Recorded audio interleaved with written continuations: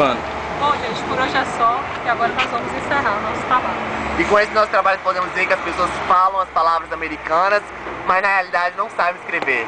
E o nosso amigo aqui, o Vando, ele foi picado pelo bicho do sucesso e quer aqui, está clamando para poder cantar uma música para vocês. Vamos dar um momento de fama a ele.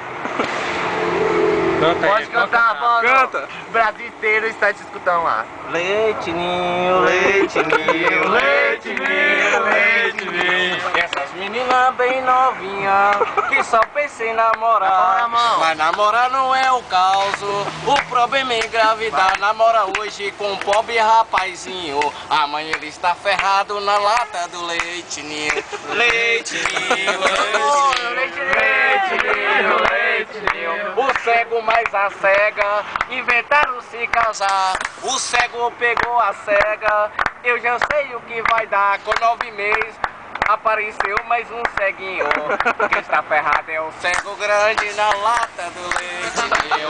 Leite ninho, leite ninho, leite ninho, leite ninho. Viva eu que sou casado, nenhum filme apareceu. Vou contar pra minha galera que o culpado não sou eu. É minha mulher que faz tudo direitinho.